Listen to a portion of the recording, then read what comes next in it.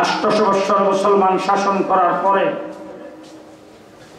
এই দেশের ক্ষমতা দখল করেছিল ইংরেজ। ইংরেজ ক্ষমতা দখল করে 250 বছর পর্যন্ত আমাদেরকে শোষণ করেছে। ইংরেজের বিরুদ্ধে আন্দোলন সংগ্রাম করে 3.5 লক্ষ আলেম জীবন দিয়েছে। আর যদি বাংলাদেশের মাটি বালি কণাগুলি যদি পরীক্ষা নিরীক্ষা করা হয়, প্রত্যেকটা বালি কণা উলামায়ে কেরামের রক্তের সাক্ষ্য দেবে। যখন ইংরেজ এই দেশ দখল করেছেন, আমি জমিয়তুল উলামা ইসলামের সহসভাপতি, আমার সদর এখানে বসে আছে। ইংরেজ যখন এই দেশ দখল করেছে, এই বাংলাদেশ সহ ভারতবর্ষে বড় বড় লিডারের অভাব ছিল না। আমাদের দেশের আওয়ামী লীগ, বিএনপি সহ যত রাজনৈতিক দল, এর চাইতে অনেক বড় বড় রাজনৈতিক দল ছিল। কোন রাজনৈতিক দলের কোন লিডার, কোন সভাপতি, কোন সেক্রেটারি ইংরেজের বিরুদ্ধে একটা টু শব্দ করার সাহস পায় নাই। যদি ইংরেজের বিরুদ্ধে বুক টান করে দাঁড়াইবার সাহস করেছেন, একজন মৌলবী করেছেন, তার নাম আব্দুল আজিজ মুহাদ্দিস দেহলভী রাহমাতুল্লাহ। আব্দুল আজিজ মুহাদ্দিস দেহলভী রাহমাতুল্লাহ আলাইহি দিল্লির জামি মসজিদের মিম্বর থেকে 1802 খ্রিস্টাব্দে ওখান থেকে তিনি আওয়াজ করেছেন, ও ভারতবর্ষের মুসলমানরা, তোমরা পরাধীন হয়ে গেছো, ইংরেজ তোমাদেরকে দখল করে নিয়েছে, ভারত দারুল হরব হয়ে গেছে, শত্রু কবলিত দেশ হয়ে গেছে। এই দেশকে স্বাধীন করার জন্য প্রত্যেকের মুক্তিযুদ্ধ করা ফরজ। সেই ঘোষণা প্রথম আমরা দিয়েছি। এরপরে 200 বছর লড়াই হয়েছে। 1857 সালে দেওবন্দ দারুল উলুম মাদ্রাসা যিনি প্রতিষ্ঠা করেছেন, কাসেম নানভী রাহমাতুল্লাহ আলাইহি, গোটা দেওবন্দীয়তের যিনি পীর সৈয়দুত তায়েফা হাজী আমদাদুল্লাহ মহাজের মক্কি রাহমাতুল্লাহ আলাইহি, ইংরেজ সরকারের বিরুদ্ধে যে ছায়া সরকার গঠন করা হয়েছিল, সেই সরকারের প্রেসিডেন্ট ছিলেন হাজী আমদাদুল্লাহ মহাজের মক্কি রাহমাতুল্লাহ আলাইহি। হাজী আমদাদুল্লাহ মহাজের মক্কি রাহমাতুল্লাহ আলাইহি প্রেসিডেন্ট। এই সরকারের প্রধান বিচারপতি ছিলেন রশিদ আহমদ গঙ্গুহি রাহমাতুল্লাহ আলাইহি। যুদ্ধের ময়দানে যুদ্ধের প্রধান সেনাপতি কাসেম নানভী রাহমাতুল্লাহ আলাইহি। আজকে আমাদের যারা মাদ্রাসায় পড়ে, মাদ্রাসায় পড়ায়, তারা মনে করেন আমরা সমাজের নিরপেক্ষ। পরিচয় আমাদের জানতে হবে, আমরা কারা? আমরা কাসেম নানভীর বংশধর। কাসেম নানভী রাহমাতুল্লাহ আলাইহি যিনি আর গাছের নিচে মাদ্রাসা প্রতিষ্ঠা করেছেন, যিনি শামিল যুদ্ধের সেনাপতি ছিলেন। 1857 সালে সেই যুদ্ধ হয়েছে, হাফেজ জামিন শহীদ সেখানে শাহাদত বরণ করেছেন, মুসলমানরা পরাজয় বরণ করেছে। 1857 থেকে 1866 পর্যন্ত 10 বৎসরের ভিতরে হাজার হাজার আলিম ওলামায়ে কেরামকে শুয়োরের চামড়ার ভিতরে ঢুকায়া আগুনে নিক্ষেপ করা হয়েছে, পানিতে নিক্ষেপ করা হয়েছে। একদিনে 14,000 আলেমকে ফাঁসির কাস্তে ঝোলানো হয়েছে। আজকেও যাবেন ঢাকা ভিক্টোরিয়া পার্কে, সেখানে মধ্যে মধ্যে আমি যাইয়া গাছগুলি দেখি, এমন কোন গাছ নাই যে গাছের ডালায় আলেমদের লাশ ঝুলে নেয়। ঢাকার ভিক্টোরিয়া পার্কের থেকে শুরু করে সেই আরিচা রুট, আরিচা হয়ে ফরিদপুর হয়ে যশোর হয়ে খুলনা হয়ে মংলা হয়ে যে রুট দিল্লি পর্যন্ত গেছে, এই রুটের 2 ধারের এমন কোন গাছ ছিল না যে গাছের ডালায় আলেমদেরকে লটকানো হয়নি। এইভাবে আলেম ওলামায়ে কেরাম জীবন দেওয়ার পরে দেওবন্দ দারুল উলুম মাদ্রাসা প্রতিষ্ঠা করে সেখান থেকে মাত্র একজন লোক তৈরি করেছেন, যেই লোকটা দেওবন্দের সর্বপ্রথম ছাত্র। তার নাম হলেন মাহমুদুল হাসান। মাহমুদুল হাসান কালক্রমে হয়েছে শাইখুল আরব ওয়াল আজম, শাইখুল আলম, শাইখুল হিন্দ মাহমুদুল হাসান দেওবন্দি রাহমাতুল্লাহ আলাইহি। মাহমুদুল হাসান দেওবন্দি রাহমাতুল্লাহ আলাইহি যদি রেশমি রুমাল আন্দোলন না করতেন, তাইলে পাকিস্তানও হতো না, বাংলাদেশও হতো না। 1.5 মাস রিমান্ডে ছিলাম, 2 বছর জেলখানার ভিতরে ছিলাম। জেলখানার ভিতরে ইতিহাসের অনেক বই প্রস্তুত করেছি। শেখ মুজিবুর রহমান সাহেবের আত্মজীবনী, অসমাপ্ত আত্মজীবনী, কত কিছু পড়লাম। সুরের দল ইতিহাস তোমরা বলে দিয়েছ, যেইখানে হযরত মাওলানা আথারী রাহমাতুল্লাহি আলাইহি এই বিয়ানীবাজারের কৃতি সন্তান যুক্ত ফ্রন্ট গঠন করেছিল, যার নেতৃত্বে শেখ মুজিবের ইতিহাসে তার নামটাও বাদ দেওয়া হয়েছে। সমস্ত ইতিহাসকে বলাই দিয়েছে তোমরা। বাংলাদেশের মুসলমানদের ইতিহাস আমাদের কাছ থেকে শোনো। 1857 সালের পরে 1863-তে দেওবন্দের আনার গাছের নিচে যেই ছাত্ররা সবক নিয়েছিলেন তার নাম মাহমুদ হাসান। সেই মাহমুদ হাসান দেওবন্দি রহমতুল্লাহি আলাইহি তিনি শহীদ হয়েছেন। তিনি বালকর জেলখানার ভিতরে ছিলেন 4 বছর। প্রত্যেক দিন ওনাকে জেলের রুম থেকে বের করে নেওয়া হতো, আর লোহার শিক গরম করে ওনার কোমরে আর পিঠের মধ্যে লাগানো হতো। তিনি বেহুশ হয়ে যেতেন। হুশ হওয়ার পরে ইংরেজ ওনাকে বলতো, ইংরেজের বিরুদ্ধে ফতোয়া দিয়েছ, যুদ্ধের ফতোয়া দিয়েছ, সেই ফতোয়া তুমি উদ্ধ করো। উনি বলতেন, তোদের নির্যাতনের কারণে যদি আমার মৃত্যু হয়ে যায়, মৃত্যুর মুখে যায় বলবো ইংরেজের বিরুদ্ধে যুদ্ধ করা হবে। হযরত মাহমুদুল হাসান দেওবন্দি রাহমাতুল্লাহি আলাইহি দেওবন্দের আনার গাছের নিচে কিছু ছাত্র তৈরি করেছেন কিয়ামত পর্যন্ত। আজকে যারা দেওবন্দিদেরকে দেখতে পারো না, ভালো করে শুনে রাখো, আমরা কেন দেওবন্দের নাম নেই, এমন ছাত্র মাহমুদুল হাসান দেওবন্দি তৈরি করেছেন কিয়ামত পর্যন্ত, যাদের নামের উপরে ইসলাম জিন্দা থাকবে। কিয়ামত পর্যন্ত ওয়াইজ যারা তাদের নাম নিয়ে ওয়াজ করতে হবে, কিয়ামত পর্যন্ত মুফাসসির যারা তাদের নাম নিয়ে তাফসীর করতে হবে, কিয়ামত পর্যন্ত যারা ফতোয়া দিবে মুফতি তাদের নাম নিয়ে ফতোয়া দিতে হবে। হযরত মাহমুদুল হাসান দেওবন্দি বালকার জেলখানার ভিতর থেকে বের হয়েছেন। তিনি সাহেবে ফ্রাস একদম জয়ী হয়ে গেছে। ওনার কাছে লোকজন আসে, লোকজনকে তিনি বারবার বলেন ইংরেজের বিরুদ্ধে যুদ্ধের কথা, যুদ্ধের পরিকল্পনার কথা বলেন। কিছু সংখ্যক লোক ওনার খুব দরদি, ওনার খুব মহব্বতের মানুষ, তারা এসে ওনার কাছে বসছেন। আপনারা কি আমার কথা বুঝতে অসুবিধা হইতেছে? বুঝতে অসুবিধা হইতেছে? সময় কম, কথা বলতে হবে বেশি, এই জন্য আমি কথা একটু তাড়াতাড়ি বলতেছি। আপনারা বুঝতেছেন তো? কথা বুঝতেছেন তো? বাংলা ভালো করে বুঝেন। মাহমুদুল হাসান দেওবন্দির কাছে এসে বসছেন, বসে বলতেছেন, হুজুর আপনার কাছে আসছি, আপনি একজন বরেণ্য ব্যক্তি, হুজুর আপনি যদি কিছু এখন ইংরেজের বিরুদ্ধে এই সমস্ত আন্দোলন সংগ্রামের কথা না বলে কিছু তাসনিফ যদি করে যাইতেন, কিতাবাদি যদি লিখে যাইতেন, তাই আপনার কিতাবটা পড়িয়া ভবিষ্যৎ বংশধর আপনার কথা স্মরণে রাখতো, আপনাকে চিনত। না হইলে হুজুর আপনি যখন ইন্তেকাল করবেন, আপনি অল্প দিনের ভিতরে মানুষের কাছ থেকে মুছে যাবেন, আপনার কথা কেউ স্মরণে রাখবে না। বলে কেন রাখবে না? বলে হুজুর আপনার লিখিত কোনো কিতাব তো মার্কেটে নাই, কিতাবটা পড়লে যখন দেখতো যে আপনার নাম, তখন আপনাকে মানুষ স্মরণ করতো, আপনি দোয়া পাইতেন। হুজুর এখন যদি কিছু তাসনিফ করে যেতেন। হুজুর বলে তোমরা বলো কি, আমার তো প্রত্যেক সাবজেক্টে মার্কেটে কিতাব আছে। লোকজন বলতেছে, হুজুর আমরা তো কোনো দোকানে আপনার লিখিত কোনো কিতাব পাই না। উনি বলেন, আমি তো মুর্দা কিতাব লিখিনি, আমি জিন্দা কিতাব লিখছি। বলে এই কিতাবটা কেমন হুজুর? বলে তোমরা যদি আমার তফসিরের লাইনে, কোরআনে কারিমের তফসিরের লাইনে কিতাব দেখতে চাও, তাহলে জাফর আহমদ উসমানিয়ার শিব্বির আহমদ উসমানীকে দেখো, আমি জিন্দা কিতাব লিখে গেছি। তোমরা যদি আমার হাদিসের লাইনে কিতাব দেখতে চাও, তাহলে দুনিয়ার আজিম মুহাদ্দিস হযরত আনোয়ার শাহ কাশ্মীরিকে দেখো।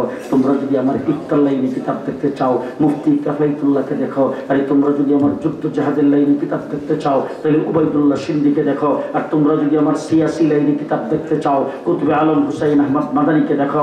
তোমরা যদি আমার তাসাউফের লাইনে কিতাব দেখতে চাও, হাকিমুল উম্মত আশরাফ আলী তামলিকে দেখো। আর তোমরা যদি আমার দাওয়াত ও তাবলীগের লাইনে কিতাব দেখতে চাও, মাওলানা ইলিয়াস রাহমাতুল্লাহি আলাইহি দেখো। হযরত মাওলানা মাহমুদুল হাসান দেওবন্দি রাহমাতুল্লাহি আলাইহি আমার বইরা এক জাত লোক তৈরি করে গেছেন। আজকের গোটা পৃথিবীতে এর এক একজনের নজির কোন ডিপার্টমেন্ট, কোন গ্রুপ দেখাইতে পারবে না। হযরত হুসাইন আহমদ মাদানী রাহমাতুল্লাহি আলাইহি ইংরেজের কাঠগড়ায় দাঁড়িয়েছেন লাহোরে। মাদ্রাসার ছাত্র শিক্ষকেরা, শিক্ষক যারা ওলামায়ে কেরাম যারা, তাদেরকে তো সম্বোধন করার মতো সেই হিম্মত আমার নাই। ছাত্রদেরকে বলতেছি, আজকে মাদ্রাসায় পড়লেই মনে করে যে আমরা পোল্ট্রি মুরগির মতো। আমরা পোল্ট্রি মুরগি নয়, আমরা সবাই বাঘ আর সিংহের বাচ্চা। এটা ভালো করে মনে রাখতে হবে। মাদ্রাসায় যারা পড়ো তারা ভালো করে শুনে রাখো। হুসাইন আহমদ মাদানী রাহমাতুল্লাহি আলাইহি লাহোরের কোর্টে দাঁড়িয়েছেন, কোর্টের কাঠগড়ায় দাঁড়িয়েছেন। বিচারক তাকে বিচারকের আসন থেকে জিজ্ঞেস করেছেন, আপনার নাম কি? হুসাইন আহমদ। বলে হ্যাঁ।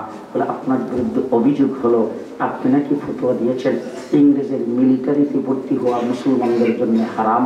হযরত হুসাইন আহমদ মাদানী কাঠগড়ায় দাঁড়ায় সেখান থেকে জুড়ে আওয়াজ করে বলতেছেন, ফতোয়া আগেও দিছি, এখনো দিচ্ছি, সামনেও দেব।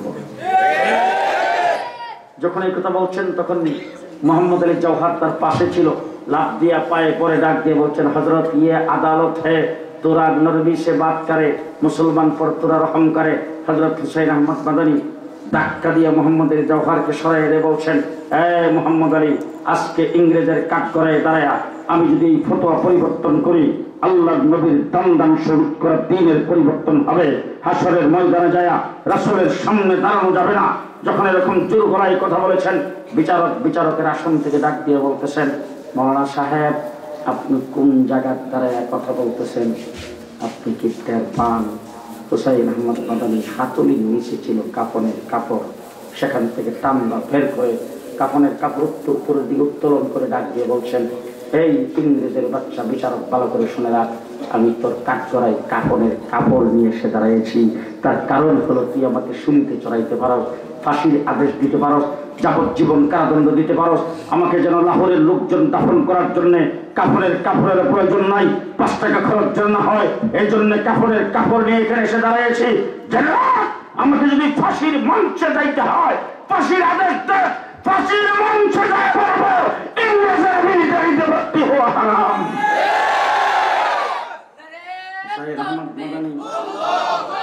হুসাইন আহমদ মাদানী রহমতুল্লাহ আলাইহি করাচিতে বক্তব্য রাখবেন। 10 লক্ষ মানুষ চতুর্দিকে জমায়েত হয়েছে।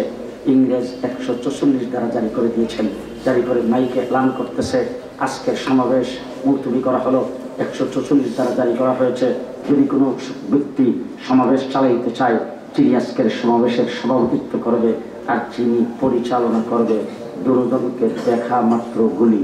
এই কথা যখন এলান করতেছেন, হুসাইন আহমদ মাদানী লোকজনকে ফাঁক করে হাত দিয়ে যে স্টেজে উঠে আস্তিনের বোতাম টান দিয়া খুলে বুকটাকে ফাঁক করে বুক টান করে দাঁড়ায় বলছেন, আমি আজকের এই মাহফিলের সভাপতি, আমি ঘোষক। গুলি, চতুর্দিক থেকে গুলি মোহর আওয়াজ হচ্ছে, একটা গুলি হুসাইন আহমদ মাদানীর গায়ে লাগে নাই। হুসাইন আহমদ মাদানী স্টেজে দাঁড়ায় আছেন। ওলামায়ে কেরাম, মুসলিম জনতাকে বলতে চাই, আমি দেখেন সব দিয়ে পরে রাখছি, আমার সব দিয়ার বুতামও আমি লাগাই নেই, হুজুরও পরে রাখছি, হুজুরের বুতামও লাগাই নেই। আমরা হুসাইন আহমদ মাদানী ওই করাচির বংশে দাঁড়ায়া ইংরেজের গুলির সামনে আস্তিনের বোতাম খুলে দিয়ে বুক টান করে দাঁড়িয়েছিলেন। এরপর থেকে মৌলবীরা সব দিয়ার বোতাম লাগায় না। এই কোটটাকে আমাদের দেশের লোকজন বলছেন মুজিব কোট। এটা মুজিব কোট নয়, এটা ওলামা কোট, ওলামা কোট। এখন যদি কেউ কথা না বলে মনে করবেন কাওয়া কাদেরের দলের লোক। ওলামা কোট। ইতিহাস ভালো করে শুনেন।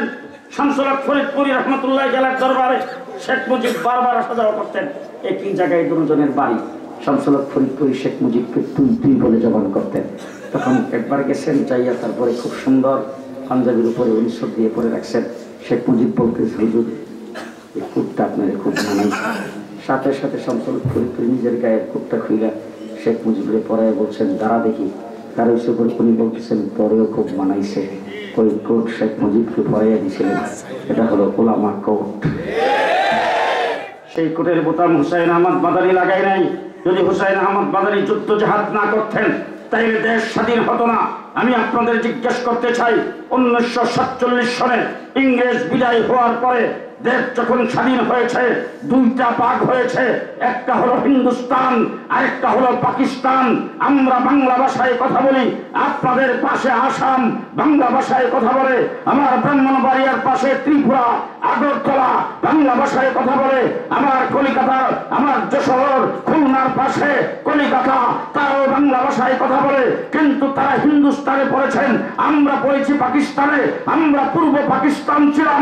এবার আপনাদের কাছে জিজ্ঞেস করতে চাই, আমরা হিন্দুস্তানের অংশ না হয়ে পাকিস্তানের অংশ কেন হলাম? এই প্রশ্নের জবাব দিবেন। আমার আলোচনা শেষ। বলেন। এপার বাংলা ওপার বাংলা তসলিমা নাসরিন বলছেন, আমাদের ত্রিপুরাও বাংলা, আমাদের আসামও বাংলা, আমাদের মণিপুরও বাংলা। দিনাজপুর জেলাটা 2টা ভাগ হয়েছে, অর্ধেক পড়ছে বাংলাদেশে, অর্ধেক পড়ছে হিন্দুস্তানে, সেটাও বাংলা। কলিকাতাও বাংলা, আগরতলাও বাংলা। তারা কিন্তু হিন্দুস্তানের অংশ। আমরা কেন মধ্যখান দিয়ে পাকিস্তানের অংশ হলাম?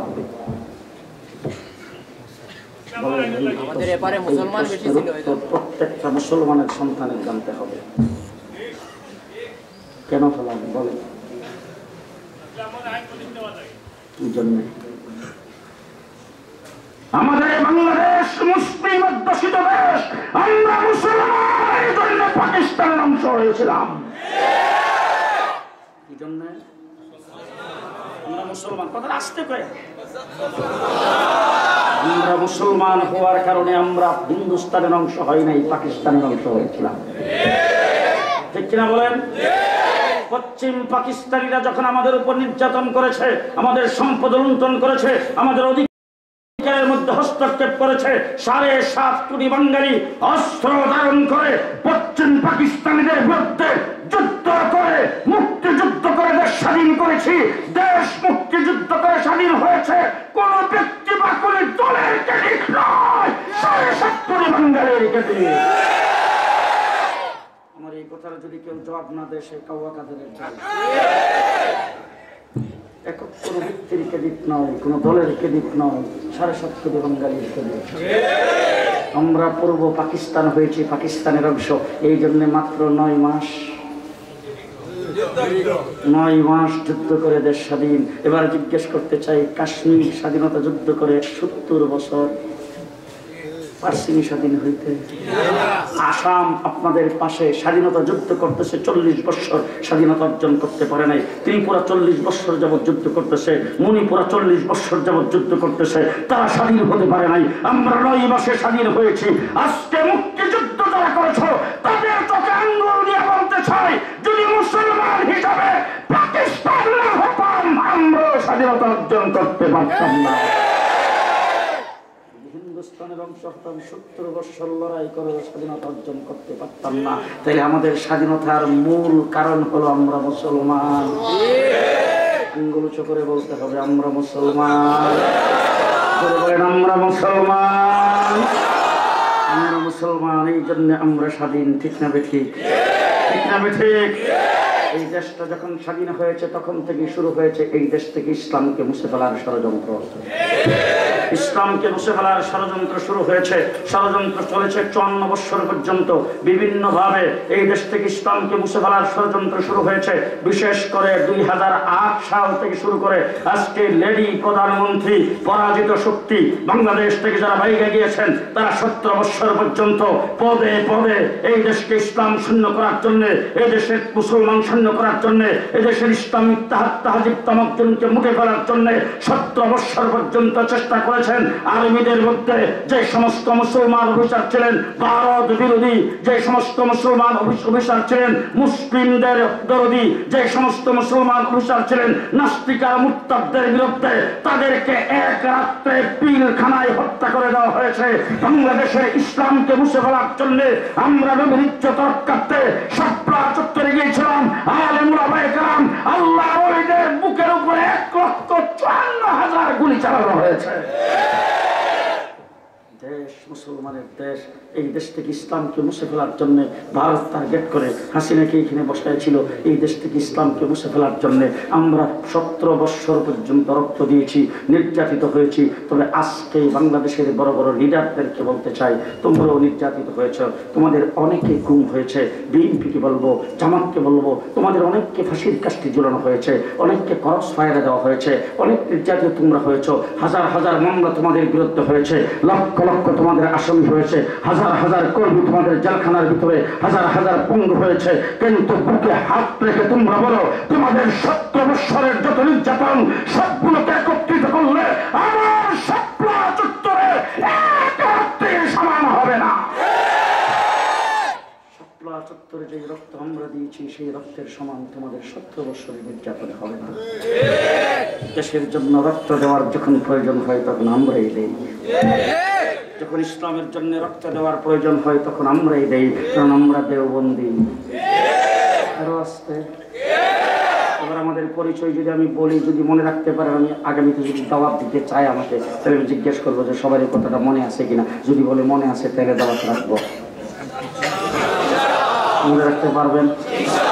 আমাদের পরিচয়, আমাদের সংগঠনের নাম আহলে সুন্নাত ওয়াল জামাত হানাফি দেওবন্দি।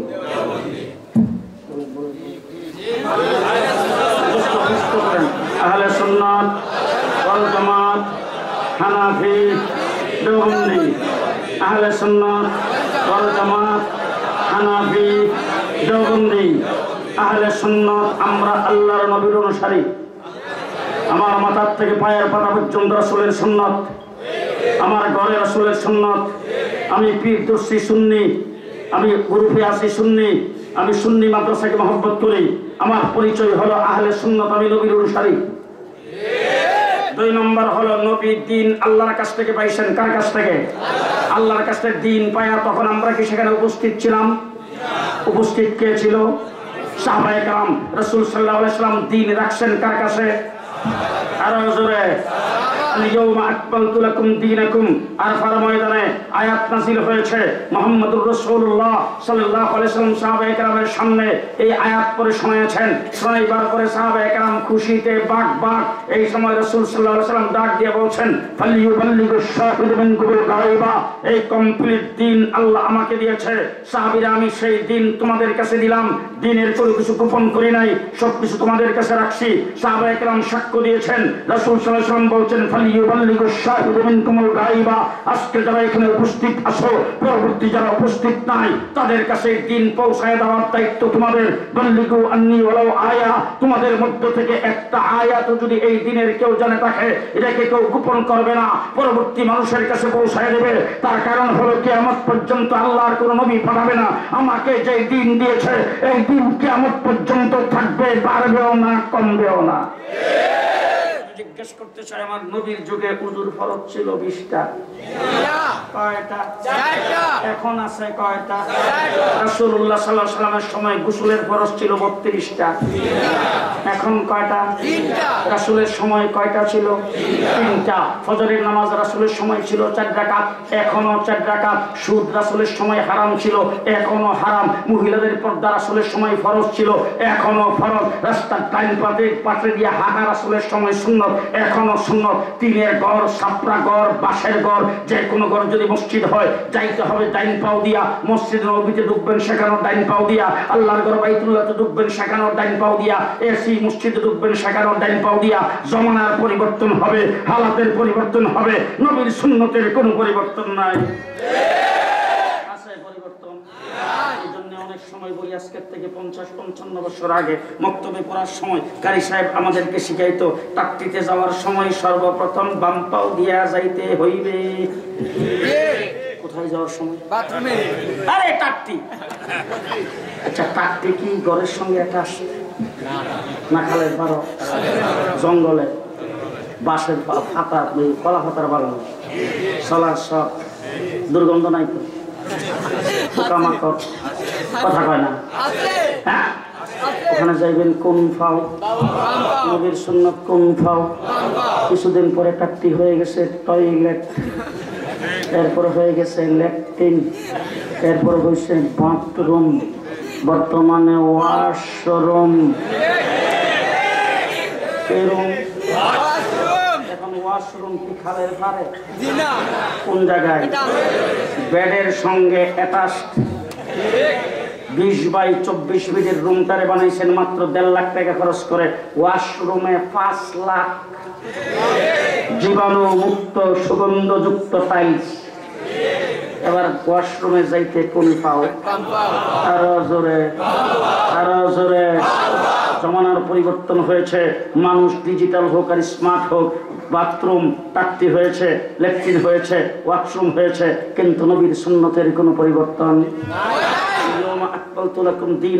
মুহাম্মদুর রাসূলুল্লাহ সাল্লাল্লাহু আলাইহি ওয়াসাল্লাম এই দিন সাহাবায়ে কেরামের কাছে রাখছেন। সাহাবায়ে কেরাম দিন লইয়া দূর দিছে সুদা বাংলাদেশ। জিনা বইলেন না, পরে কইেন সুজা বাংলাদেশ। লালমনিরহাটে মাওলানা মুহিউদ্দিন খান রহমাতুল্লাহি আলাইহি আমাকে বললেন, চলেন মাওলানা সাহেব, যাইতে হবে একটু দূরবর্তী সফর। বলে হুজুর কোথায়? বলে লালমনিরহাট যাবো, সেখানে একটা মসজিদে জুমা পড়াইতে হবে, আপনি পড়াবেন, চলেন। আমাকে নিয়ে গেলেন। সেখানে যাওয়ার পরে আশ্চর্য ঘটনা শুনলাম।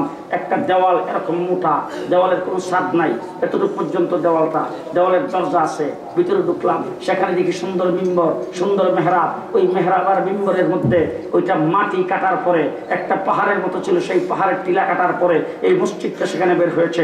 মসজিদের সামনের দরজার পাশে এখানে তিন তাকওয়ালা একটা মিম্বর, মিম্বরের সামনে কিছু জায়গা পাকা করা, অর্থাৎ বোঝা গেল সেটা ঈদগাহ। মসজিদের ভিতরে আরেক মিম্বর, সে জুমার মসজিদ। এই মিম্বরের উপরে একটা শিলালিপি পাওয়া গেছে, পাথরে খোদাই করা লেখা, সেখানে লেখা আছে 32 হিজরি। এখন বাংলা বলার দরকার নেই, সকালে নাস্তা পরে করেন। কত হিজরি? এখন কত? জি 1440 আর 32 হিজরিতে যদি জুমার মসজিদ হয়, যদি ঈদের নামাজের জায়গা হয়, তাইলে এই মুসলমান কারা বানাইল? জি জি। তাহলে আরাফার ময়দানে যে সাহাবায়ে কেরাম ছিল, রাসূল যে তাদেরকে দায়িত্ব দিয়েছেন, সেই সাহাবী বাংলাদেশে আসছে কিনা বলেন? সাহাবী বাংলাদেশে এসে ইসলামের দাওয়াত দিয়ে এইখানে সাহাবী আসছেন, এই জায়গার ভিতরে ইসলাম প্রচার করেছেন, ইসলামের দাওয়াত দিয়ে সেখানে মসজিদ বানিয়েছেন। যেই দেশে সাহাবীর মাধ্যমে ইসলাম আগমন করেছে, এই দেশ থেকে ইসলামকে বিদায় করে দিবা, পিতা তখ্ত বানায় ফেলো।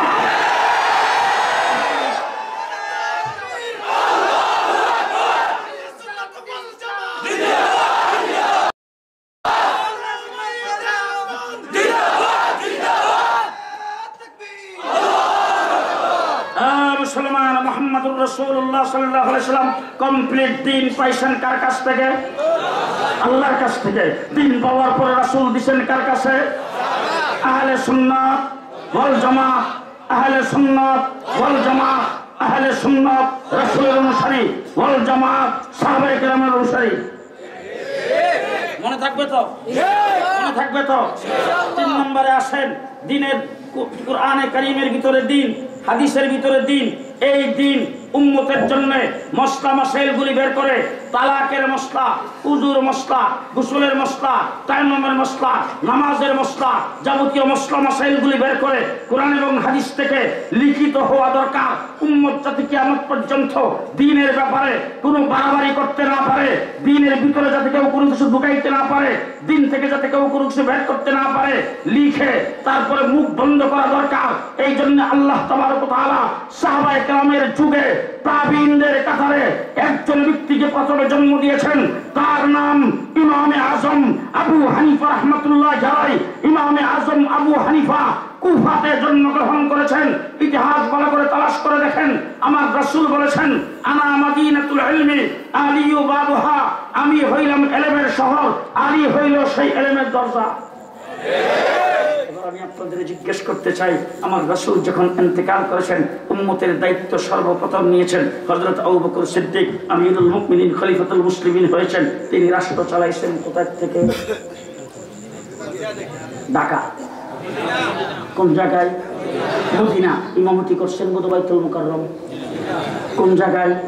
মদিনা। তিনি ইন্তেকাল করেছেন মদিনা, দাফন করা হয়েছে রাসূলের পাশে মদিনা। 2 নম্বর খলিফা আমিরুল মুমিনিন, খলিফাতুল মুসলিমিন হযরত উমর ইবনুল খাত্তাব, তিনি আমিরুল মুমিনিন হয়ে ইমামতি করেছেন মদিনায়, খেলাফত কায়েম করেছেন মদিনায়, তিনি রাষ্ট্র পরিচালনা করেছেন মদিনায়, শাহাদাত বরণ করেছেন রাসূলের মেহরাবের মুসল্লায় মদিনায়, তাকে দাফন করা হয়েছে জান্নাতুম মিন রিয়াজিল জান্নাহ, রাসূলের পাশে মদিনায়। 3 নম্বর খলিফা হযরত উসমান, তিনি আমিরুল মুমিনিন হয়ে রাষ্ট্র পরিচালনা করেছেন মদিনায়, তিনি ইমামতি করেছেন মদিনায়, শাহাদাত বরণ করেছেন মদিনায়, দাফন করা হয়েছে জান্নাতুল বাকিতে মদিনায়। 4র্থ খলিফা আনা মদিনাতুল ইলমি আলিয়ু বাবুহা, আমার শেখ ও মুর্শিদ, ওনাকে সাক্ষী রেখে বলতেছি, আমার সদরকে সাক্ষী রেখে বলতেছি, রাসূল বলছেন আমি ইলমের শহর, আলী সেই ইলমের দরজা। উনি আমিরুল মুমিনিন, খলিফাতুল মুসলিমিন হইয়া সোজা চলে গেছেন কুফায়। কুফা হলো আরব আর আজমের বর্ডার। উনি যাইয়া সেখানে দরজা খুলছেন যাতে আরবও পায় আজমও পায়, সেখানে যে দরজা খুলে তিনি রাষ্ট্র কায়েম করেছেন, সেখানে ইমামতি করেছেন, সেখানে মাদ্রাসা কায়েম করেছেন, সেখানে রাষ্ট্র পরিচালনা সেখান থেকে করেছেন। হযরতে আলী, আলিয়ু বাবুহা, দরজা সেখান থেকে খুলছেন, ওই জায়গায় আলী শাহাদাত বরণ করেছেন। আলীকে কুফায় দাফন করা হয়েছে। আলী যেখানে শাহাদাত বরণ করেছেন, এইখানে ইমামে আজম আবু হানিফা জন্মগ্রহণ করেছেন। আলীর দরজা দিয়ে ইলম বের হয়েছে। ইমামে আজম আবু হানিফা সেই ইলম গ্রহণ করে এই উম্মতের জন্য 13 লক্ষ মাসালা কোরআন হাদিস থেকে লিপিবদ্ধ করেছেন। কয় হাজার? 13 লক্ষ মশালা হযরত ইমামে আজম আবু হানিফা ইসলামের প্রথম যুগ ইসলামকে লিপিবদ্ধ করেছেন, 13 লক্ষ মশালা লিখে উম্মতের কাছে পেশ করেছেন। পরিচয় মনে থাকবে তো? আহলে সুন্নাত ওয়াল জামাত, হানাফি, হানাফি, হানাফির পরে দেওবন্দি, হানাফি মনে থাকবে তো এতটুকু? এবার মুসলিম মাসাইল লিপিবদ্ধ করেছেন ইমামে আজম আবু হানিফা, ইসলাম প্রচার করেছেন সাহাবায়ে কেরাম, ইসলাম কমপ্লিট হয়েছে আখির নবী মুহাম্মদুর রাসূলুল্লাহ সাল্লাল্লাহু আলাইহি সাল্লামের মাধ্যমে। এই ইসলামের ভিতরে যদি কেউ কোনো কিছু ঢুকায়, ইসলাম নিরাপদ থাকবে তো? জি। আবার যদি কাজ সাফ করে এখান থেকে কেউ কিছু বের করে, ইসলাম নিরাপদ থাকবে তো? তাহলে কিয়ামত পর্যন্ত ইসলাম থাকবে, বাড়বেও না কমবেও না। ভিতরে কিছু কাজ সাফ করে ঢুকানো যাবে না, এখান থেকে কিছু বের করা যাবে না। ইমামে আজম যেই ফতোয়া লিপিবদ্ধ করেছেন, আজকের আঙ্গুরা মোহাম্মদপুর মাদ্রাসা মুফতি সাহেবকে যদি জিজ্ঞেস করেন ফতোয়া, তিনি সেই ফতোয়া দেখবেন ইমামে আজম কি বলছেন। কথা কয় না? ঠিক না? ঠিক। তাইলে ওই ফতোয়ার সাথে সামঞ্জস্য রেখে ফতোয়া দিবেন, তাইলে বাড়ানো কমানো যাবে না। এই জন্য বাড়াইতেও যাতে কেউ না পারে, কমাইতেও যাতে কেউ না পারে, ইসলামের পাহারাদারির দরকার। আমার আল্লাহ পাক বর্তমান সময়ে আসমানের নিচে জমিনের উপরে গোটা বিশ্বে উলামায়ে দেওবন্দকে দ্বীনের পাহারাদার বানিয়েছেন। আমরা দ্বীন ইসলামের পাহারাদার। কন্ট্রাক্টর না? আমরা কন্ট্রাক্টর না। মনাজিয়াউদ্দিন সব কন্ট্রাক্টর? কন্ট্রাক্টর না, পাহারাদার। কথা কয় না? আমরা কি? আমরা কি? পাহারাদার। এবার জিজ্ঞেস করতেছে, আপনার বাড়িতে চোর আসছে, আপনি পাহারা দিতেছেন, চোর যদি টাইট হয়ে আসে ছেড়ে দিবেন তো? ওই বাবা তাড়াতাড়ি ছেড়ে দেব, লোক টাই পরে আসলে, ফ্যান শুট পরে আসলে সারা যাবে না। দেখতে হবে কি সুর কিনা। কথা কয় না? কি দেখবেন? সুর কিনা। ঠিক তেমনি করে যদি কেউ পাগড়ি পরে আমার মতো লম্বা দাড়ি রেখা, লম্বা পাঞ্জাবি পরে যদি আসে, কথা কয় না? পাগড়ি দেখবেন না চুরি করছে কিনা সেটা দেখবেন। জি। উলামায়ে দেওবন্দ ইসলামের পাহারাদার মির্জা গোলাম কাদিয়ানী আসছে, মাথায় পাগড়ি বেঁধে, লম্বা দাড়ি রেখে, লম্বা জামা পরে। উলামায়ে কেরাম বলছেন চোর। ঠিক তেমনি করে একজন দাড়ি মুন্ডান্য আসছে, আয়েশা তারপরে সাহাবায়ে কেরাম নবীদের সম্পর্কে সমালোচনা করেছেন। উলামায়ে কেরাম বলছেন চোর। আজকের দিনে মাওলানা সাদ সাহেব তাবলীগের কোটারাঘাত করেছেন, আমরা বলছি চোর। আমাদের ওই জিনিস দেখার টাইম নেই যে কে টাই ফিরে আসলো না কে পাগড়ি ফিরে আসলো। আমরা পাহারাদার, আমরা দেখবো চোর কিনা। কথা কয় না? তাহলে উলামায়ে দেওবন্দ দ্বীন ইসলামের ভিআইপি দাঁড়িয়েছেন, কথা বলেন না কেন? উলামায়ে দেওবন্দ দ্বীন ইসলামের পাহারাদার। দেশ যখন ইংরেজ দখল করেছে পাহারাদারি আমরা করেছি, দেশ স্বাধীন হওয়ার পরে পাহারাদারি আমরা করেছি। পরিষ্কার দৃষ্টান্ত স্বরূপ বলতে চাই, আইয়ুব খান ফ্যামিলি প্ল্যানিং আইন জারি করেছেন। এদেশের উলামায়ে কেরাম আল্লামা শামসুল হক ফরিদপুরের নেতৃত্বে পাহারাদারি করেছে। দেশ স্বাধীনের পরে রাষ্ট্রীয়ভাবে, রাজনৈতিকভাবে, সিয়াসিভাবে এই দেশ থেকে ইসলাম মুছে ফেলার ষড়যন্ত্র শুরু হয়েছে। এই দেশের উলামায়ে কেরাম শাইখে কোরিয়া, শাইখে গহরপুরি, শাইখে কাতিয়া, শাইখে গাজীনগরী পাহারাদারি করেছেন। হযরত হাফিজ হুজুর রাহমাতুল্লাহ আলাইহির নেতৃত্বে। এরপরে তসলিমা নাসরিন কোরআন পরিবর্তনের কথা বলেছেন। এদেশের উলামায়ে কেরাম পাহারাদারি করেছেন। আপনাদের জকিগঞ্জের কৃতি সন্তান বাইতুল মুকাররমের খতিব উবাইদুল হকের নেতৃত্বে। তারপরে শিখা চিরন্তন জেলে এদেশের মানুষকে মুশরিক বানাইতে চেয়েছে, উলামায়ে কেরাম পাহারাদারি করেছেন। শাইখুল হাদিস আল্লামা আজিজুল হকের নেতৃত্বে। এরপরে হাইকোর্ট থেকে 2 জন বিচারপতি ফতোয়ার বিরুদ্ধে রায় দিয়েছে, উলামায়ে কেরাম মোকাবেলা করেছেন, পাহারাদারি করেছেন। মুফতি ফজলুল হক আমিনীর নেতৃত্বে। তারপরে শাহবাগে নাস্তিকার মুক্তাদারা ইমরান এই সরকারের নেতৃত্বে এদেশে আরেকটা সরকার কায়েম করে যুদ্ধাপরাধীদের বিচারের দাবিতে আল্লাহ রাসূল নিয়ে যখন কটূক্তি করেছেন, আল্লামা আহমদ শফির নেতৃত্বে শাপলা চত্বরে 1 সাগর রক্ত দিয়ে আমরা পাহারাদারি করেছি। 2021 সালে বাবার মূর্তি লাগায়া দেশকে যখন মূর্তির দেশে পরিণত করতে চেয়েছে, জুনায়েদ বাবুনগরীর নেতৃত্বে আমরা এবার পাহারাদারি করেছি।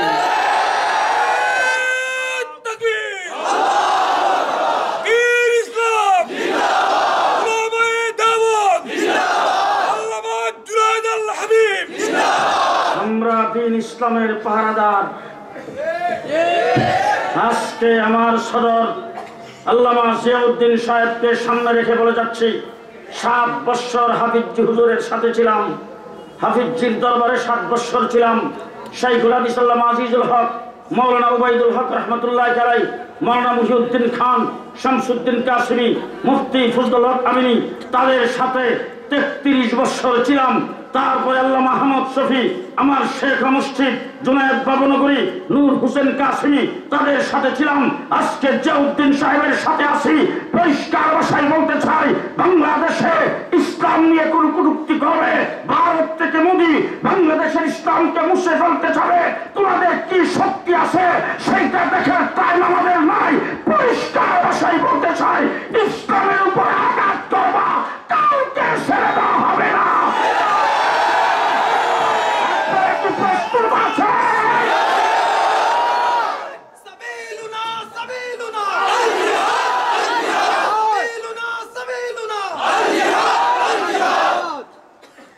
মুসলমান, আজকে অন্তর্বর্তীকালীন সরকার শাপলা চত্বরের রক্তের উপরে দাঁড়ায় আছে। অন্তর্বর্তীকালীন সরকার পিলখানার রক্তের উপরে দাঁড়ায়। আজকে ইউনূস সাহেব বাংলাদেশের প্রধান উপদেষ্টা শাহবাগের রক্তের উপরে দাঁড়ায়।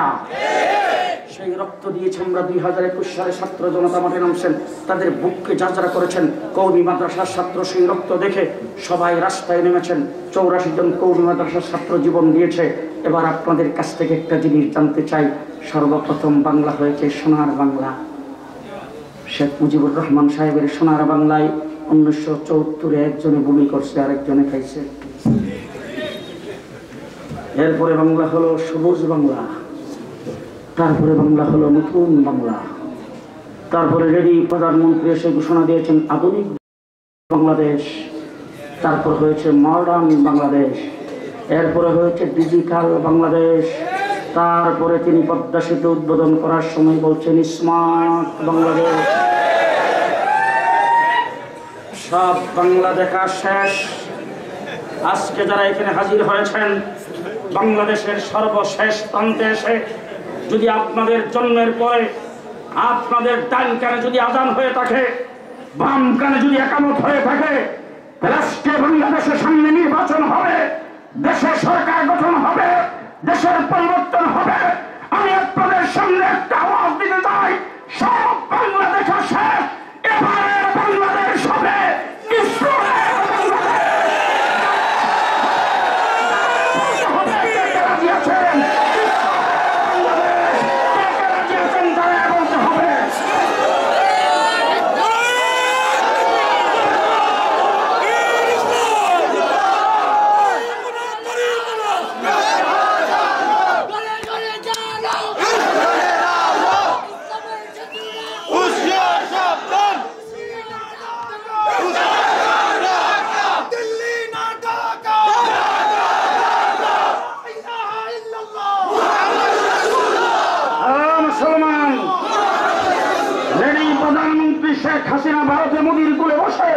বাংলাদেশের বিরুদ্ধে ষড়যন্ত্র শুরু করে দিয়েছেন। 4 মাস পর্যন্ত ষড়যন্ত্র দিনের পর দিন করতেছে। সমস্ত ষড়যন্ত্রকে জয় উত্তরায় করে বাংলাদেশ সামনে হবে, যেখানে নারে তাকবীরের স্লোগান বাদ দিয়ে জয় বাংলার স্লোগান রাষ্ট্রীয়ভাবে সেটাকে কায়েম করেছিল। আজকে আপনাদের সামনে বলতে চাই, বাংলার মাটিতে জয় বাংলার কোন স্লোগান হবে না, স্লোগান একটাই হবে,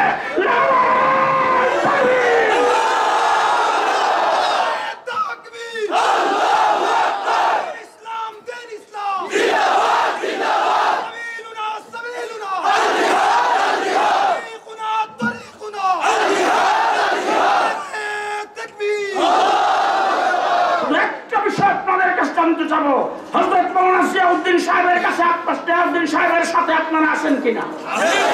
কে কে আসেন একটু হাত তুলে দেখান। উলামায়ে কেরাম যে নির্দেশ দিবে আগামী দিনে অপেক্ষায় থাকবেন। নাসরুম মিনাল্লাহ, ফাতহুন করিম, অবশ্যই মুমিনিন। আসসালামু আলাইকুম ওয়া রাহমাতুল্লাহি ওয়া বারাকাতুহু।